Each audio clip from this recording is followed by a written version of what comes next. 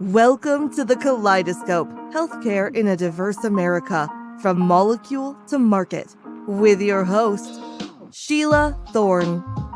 Each episode highlights healthcare leaders and patients of color to discuss culturally, linguistically appropriate strategies and services. You can find this show on all major platforms, including YouTube, LinkedIn, Apple Podcasts, Spotify, and on our website, SheilaThorne.com. Now here's the host of the Kaleidoscope, Sheila Thorne. Diversity, equity, inclusion, belonging, justice. These have now become buzzwords that we hear repeatedly over the last decade. And there's even another acronym, JEDI, Justice, Equity, Diversity, and Inclusion. Well, the murder of George Floyd in the street of Minneapolis by a policeman set off a tsunami of racial unrest across this country in 2020. Corporate America responded swiftly with public commitment to DEI. Companies created DEI positions and departments and expanded existing DEI teams. There were a slew of corporate leaders who pledged to hire more people of color. They scrutinized and examined their policies to make sure that there was nothing racist about them. They invested in Black organizations who were working on increasing diversity in their industries, no matter what they were. But here we are, less than 5 years away from that huge influx of DEI efforts and people talking about DEI, and the backlash and the efforts to dismantle DEI is growing. There's a firestorm of debate across the country about DEI. Does it really work? Is it really effective in reducing serious inequities and injustices in American society? The jury is still out, but it's troubling to see a growing voice that these things should be stopped. In fact, in 2020, there was 29% uptick in DEI positions that were posted by various companies. In 2023, there was a 23% decline in DEI positions. So people are pulling the plug on DEI. And unfortunately, many of those who are in these positions complained that they were not set up for success. They were underfunded, under-resourced, and couldn't accomplish what they were set up to do. Well, that is troubling. And the skeptics are growing. This was no surprise to people of color. We knew this was going to happen because last year, the Supreme Court overturned affirmative action, which again, in itself was highly misunderstood. Instead of just knowing it wasn't about quotas, but leveling the playing field. So that went down. So is the funding adequate? Is this just a check the box phenomenon, or is it serious? Well, ladies and gentlemen, the backlash has now entered medicine and healthcare. There's proposed legislation now to ban DEI programs in medical schools, cut off funding to medical schools that have DEI efforts or programs. And this act is now being currently debated in Congress. That is troubling because right now we know there are 64% of physicians are white, 21% are Asian, 6% are Black, and about 7% are Hispanic. And the evidence is clear that when you have a physician or a healthcare professional of the same race or ethnicity, healthcare is better. Clinical outcomes improve. Clinical outcome is more positive. And yet they're about dismantling. Well, there are many people out there like myself and my team and many others who are very concerned about this effort to dismantle efforts to be culturally competent, to improve diversity so that health in particular is improved. And actually, healthcare professionals got into medicine to help people. They're basically humanitarian. And what more important can it be to add culture and language to the equation? So these people of any race or any language, wherever they come from, can receive quality health care. So DEI has been misunderstood. But today we're going to talk about it from a nursing perspective. My mom was a nurse. My sister was a nurse. So I've always had a special place in my heart for nurses. I love working with my doctors, but nurses definitely have a critical role in this striving for health equity, in the workforce that's needed to be more reflective of the population, and especially in clinical research. So it is my distinct pleasure to bring on our guest for today, Dr. C. Alicia Georges, to the Kaleidoscope. Alicia, welcome. Thank you for having me, Miss Thorne. Well, I appreciate you being here. I know you're on the run like I am. You're currently, you told me, in upstate New York, aren't you? Right, yeah, I'm upstate New York. I'll be here for a couple of days. Okay, well, I'm in Washington, D.C. I had the pleasure yesterday of meeting with the tribal leaders of the National Congress of American Indians and talking about their health issues. And it was uplifting and it was energizing. So people of color are on the move.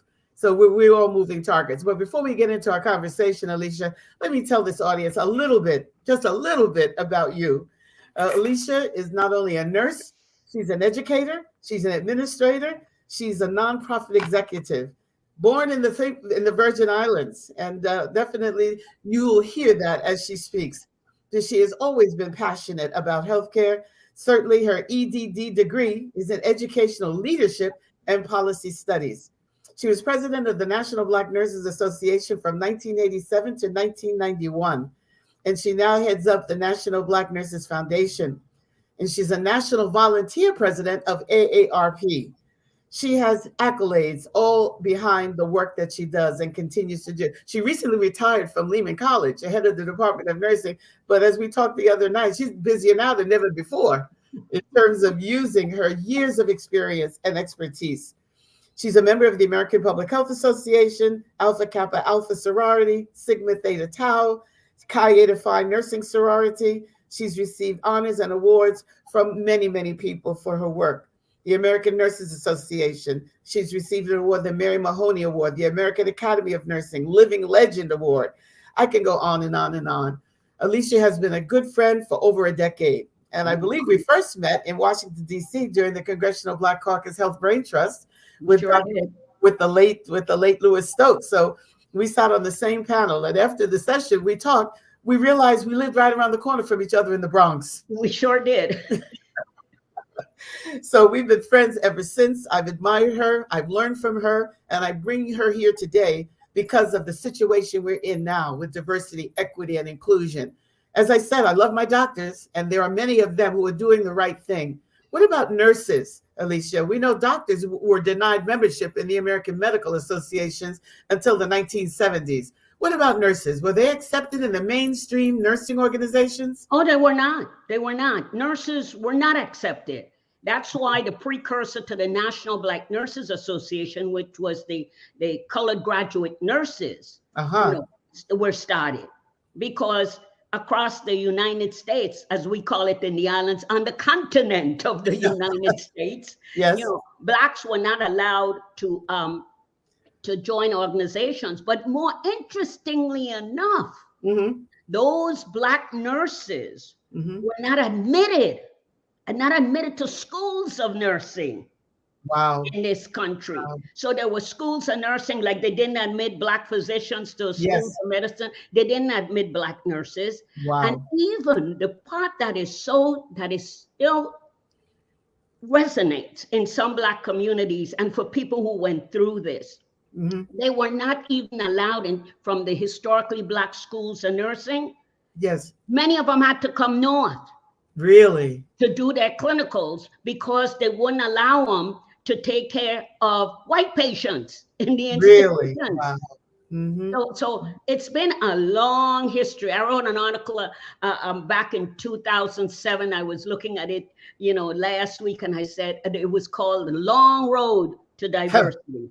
Yes. And it's a long road. And we thought it was going to get shorter, but it's gotten longer, hasn't it? Just seems to be stretching beyond its boundaries. It seems to be stretching. And nursing in this country needs to take its licks, if you want to call that in the vernacular, for what it did. And so even up to, I had a friend who went to school in Georgia.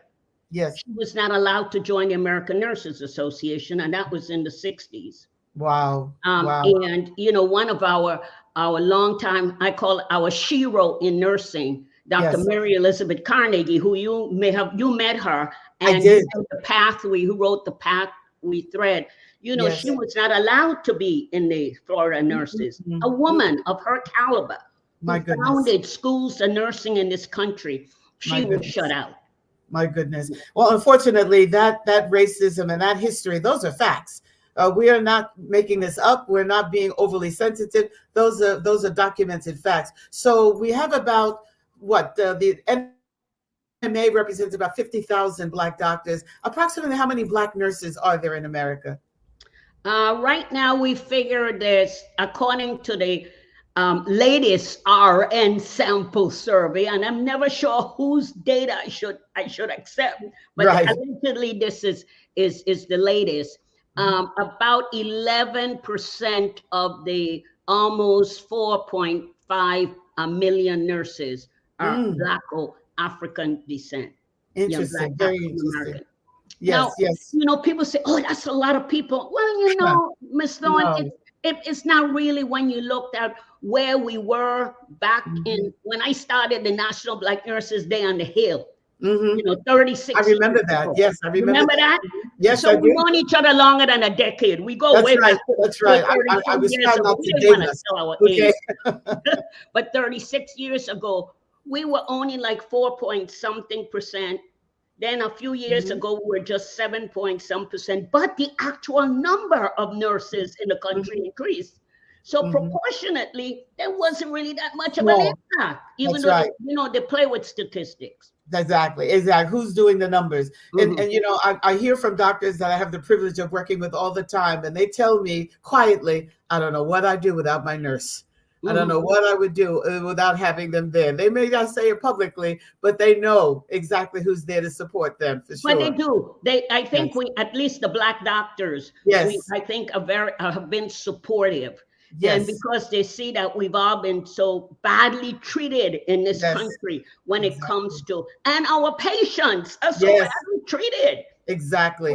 So we've got the camaraderie there because we can form a phalanx to make sure that we are there to protect patients. Exactly. Well, that's the bottom line. And I know that's what you've always preached as well. So this whole effort of patient advocacy and patient voice and patient journey, what role do nurses of African descent play in that process?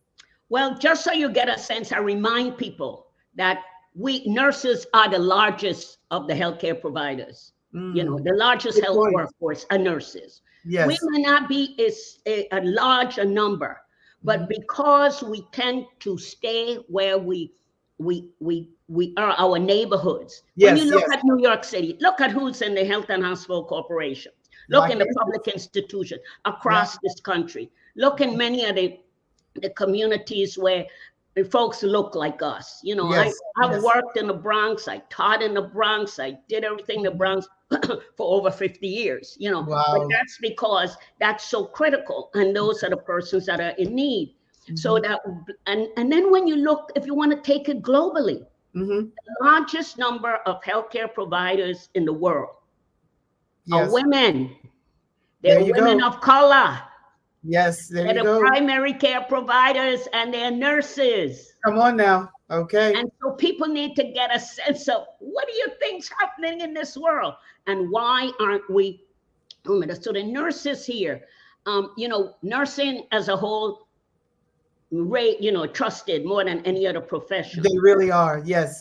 But I think about the concordance. If you have somebody who look like you, understand where you come better. From, That's right. You respond differently. And I think Black nurses, at least the ones that I've known over the years, I've been in the Black nurses, which is over 50 years, and providing service. Yes. Patients appreciate us standing up for them, and we gotta stand up for them. We cannot let these folks intimidate us. That's right. That's absolutely right. Intimidate our patients. That's exactly right. My mom was a nurse in the emergency department for her career, and she worked from 11 to 7, that shift. And there was several times she came in 9 and 10 o'clock. I said, "What happened, Mom?" She goes, "The patient wanted to see my face before they went under anesthesia. Yes. They wanted to hold my hand before they went under." My mother and my sister both told me those experiences. So there's a trust that's there. Yes. There's a connection that's there because you're mothers, your family. And so that makes a huge difference in the clinical outcomes. So do you think this whole effort to DEI has impacted those who want to be nurses and go into the profession? Well, the whole issue, I was talking to somebody earlier today. We call it DEI. Yeah. But there's always been a group of people that look like us who have been the fighters over the years to make sure that we increase the diversity. And exactly. So we've been there. And so they put a name on it now that's become so vilified. Exactly. And crucifying people because they, quote, are working in DEI. That was put out there. And sometimes you wonder about the political, ramifications of the use of the word. Yes. But it really, if nothing else, it brought forward to this country that racism is chronic, alive and well. The chronicity of racism will continue until we get rid of all of this nonsense where people think we're not worthy. Amen. So to be honest with you, whether you use DEI, JEDI, whatever, the point is we have got to assure that we've got equity for folks coming into the profession. We got to stop these folks from destroying the livelihood of people who are working to achieve equity in these institutions and communities. That's right. And we got to stand up for it. We got to say we're not tolerating this. We can't tolerate it. It's strategy. It's unacceptable. When you look at the technology of this country, and everybody comes here when they have nowhere else to go to get medical care. They come to America because the level of technology, whether it's children, people that are fleeing civil unrest in their country, and all of that. So everybody comes here, and we here who are born in this country, we're immigrants, all of us. Okay, unless you're Native American, you're an immigrant. So we've got to get beyond. Diversity is our greatest asset, but it seems to be our greatest challenge. It seems to be our greatest challenge. And so what have nurses done, the National Association of Black Nurses, to affect policy and the way nurses are treated, how they're compensated and educated? Well, I think there's been many things that the National Black Nurses has done over time. One is to, at the federal level, to advocate for dollars in HRSA and the Division of Nursing to put money in schools across this country to increase the minority representation. And that's not just and for Blacks, but when we're talking about for us, we're looking out for our Hispanic colleagues, absolutely, and for our Native Americans who are the worst off in this country. 0.4%. Exactly. A part of this millions of nurses in this country. That's ridiculous. It is. And so that's one thing to do that on the federal level, and then have fought on the state levels to make the state loosen up some of that money that they've gotten, so that they can infuse it in the schools that have a good track record. See, we gotta speak up and talk about these schools. Speak up and speak out. Have been working so long and hard to keep us out.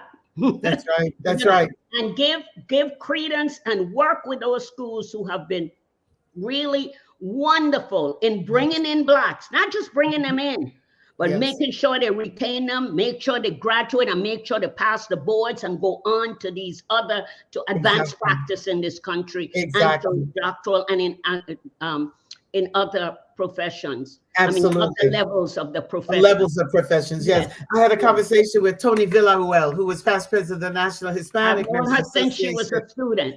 Oh my goodness, she's amazing. And she's now, I believe she's at UOM, University of Michigan. She's a dean at the University of Pennsylvania. Pennsylvania, okay. Well, she and I talk about this often in terms of the race and ethnicity. And why is it, Alicia, that more nurses of color have doctorates? They're doctorates, they're high level nurses. Right. But again, it's not that, you see, we know the ones who have it. But when you look in comparison to the 4.3 million nurses, it's low. Not that many of us, not many of us.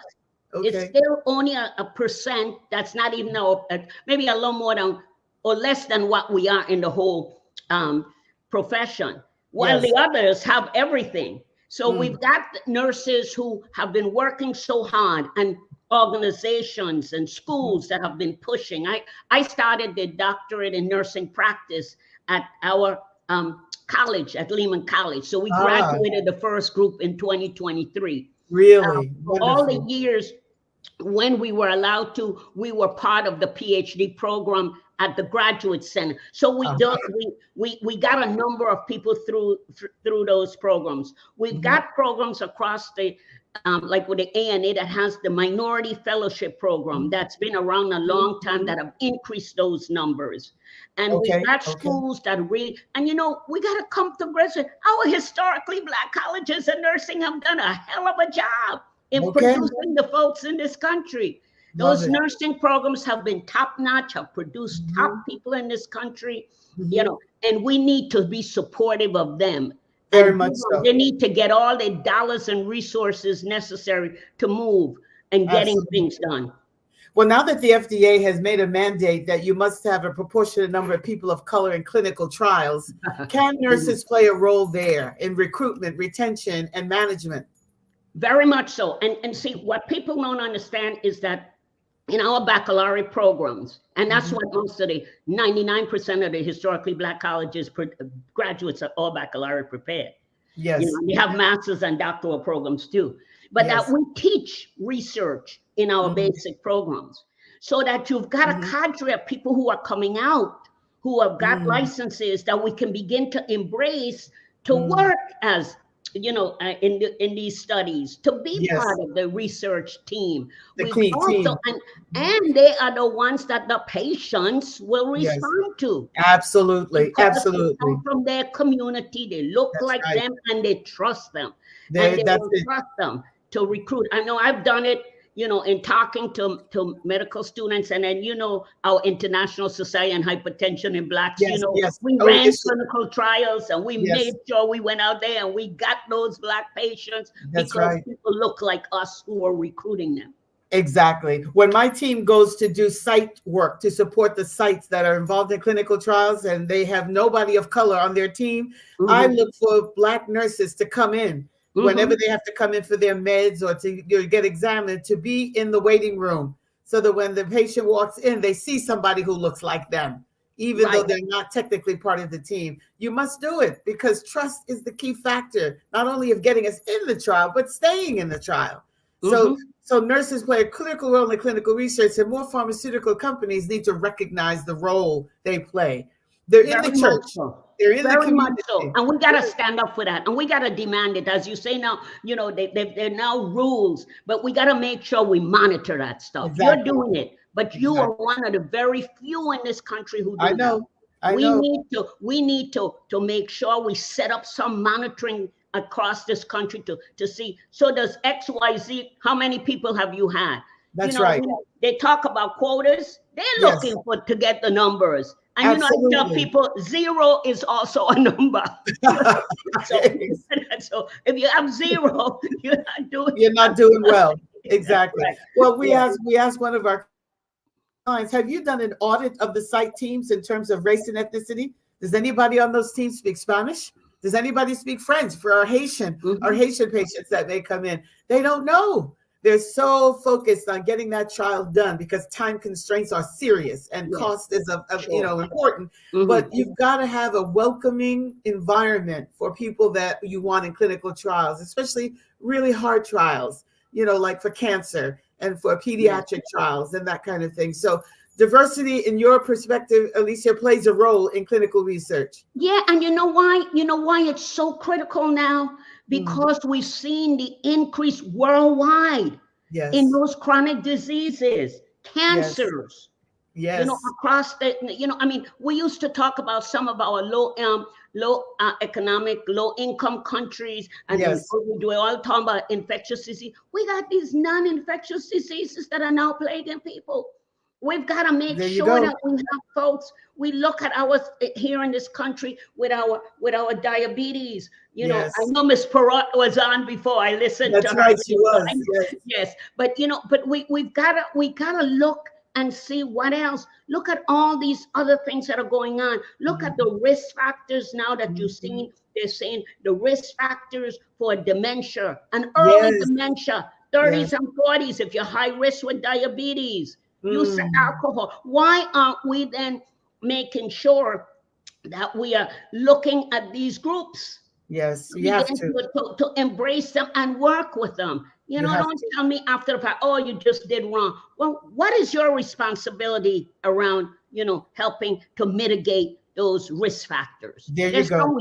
I can't stop being a female, you know, et cetera, et cetera. My race, I can't get rid. But that's not genetic. And, you know, some of this stuff is not genetic. It's lifestyle. Environmental. That's right. Social determinants, food, education, housing, you know, all of those things play into whether a patient will come and whether they'll come back.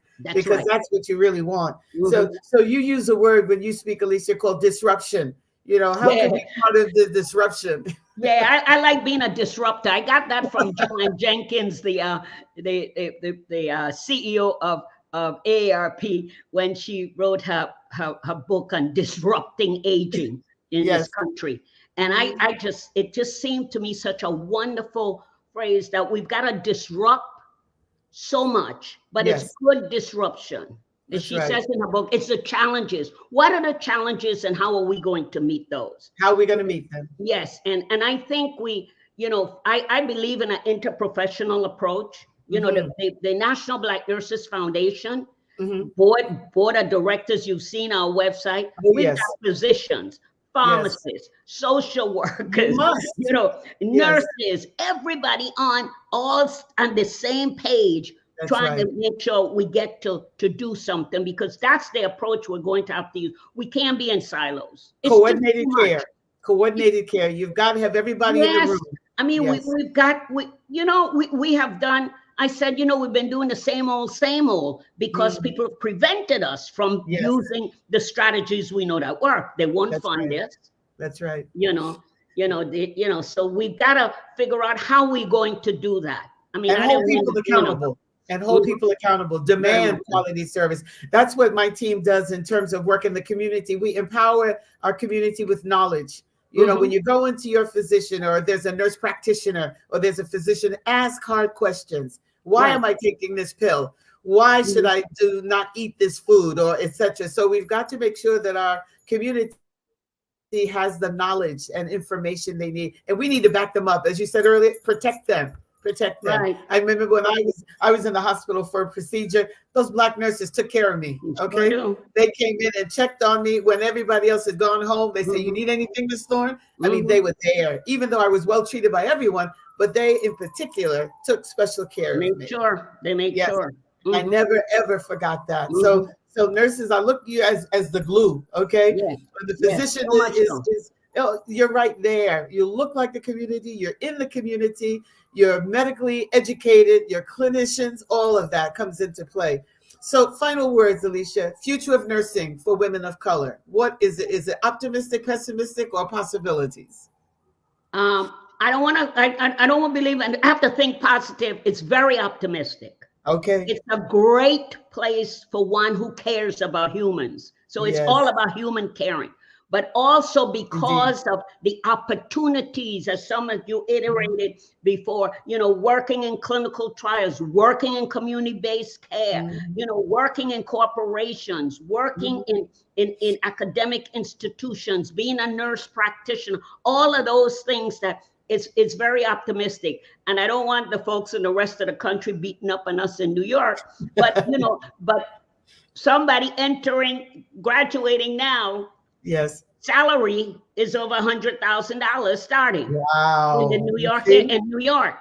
Okay, so, that's decent. And you know what it's done? And the key thing, and why I'm so optimistic, and why is that because it gives the groups of people social mobility. Indeed. Move them up, move them out, so that they can bring others along with them. So that is so critical. And because we know, and we need to increase the number of people of color, and increase the number of men. The increase in men have gone up, but we need to continue to do that. And get people there. And the NVNA, you had a male nurse as a president at one point. We had the first one was Dr. Eric Williams, and our current one is now Dr. Sheldon Fields. Yeah, I love it. I love it. So there's room for growth. There's room for nurses at the table to be a key member of the coordinated care team, especially if you're in communities of color. Yes. because we're there on the ground with community, of community, and by community. So, and Alicia, clearly your work, I know you've gone abroad to teach nurses in Africa and the Caribbean, haven't you? I've done that. Now I haven't, like I say, I'm not done yet. I love it. I love it. Go, so there's more work to do, work to do. Yes. Well, again, you and I and others like us who have been working hard for decades to strive for health equity. It's nothing new for us, because we want to know that anybody in America, no matter what you look like, where you come from, or what language you speak, you're entitled to quality, accessible, affordable, culturally competent health care. Are you with me on that? I have totally. Okay. Totally. You're right on target, and we've got to bring others along with us. Absolutely. We got to preach to our young people. Begin to give the message to the youngsters in our schools and in our communities that there are good things that they can do. There are many, many opportunities for them in the healthcare field. They don't just have to be nurses. It can be community health workers. Exactly. OTs. They can do all of that. But we need them there, and we need for them to understand it's important for the survival of our communities. Amen. And on that note, thank you so much, Dr. Sheila Alicia Georges.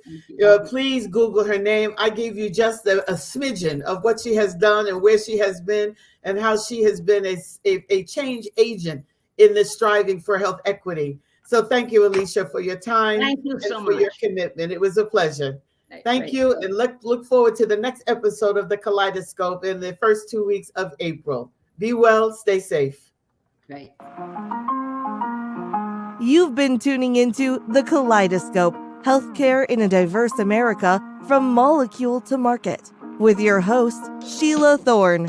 You can find more episodes on all the major platforms, including YouTube, LinkedIn, Apple Podcasts, Spotify, and on our website, SheilaThorne.com. Thank you for your positive reviews, comments, questions, and for sharing this show with others.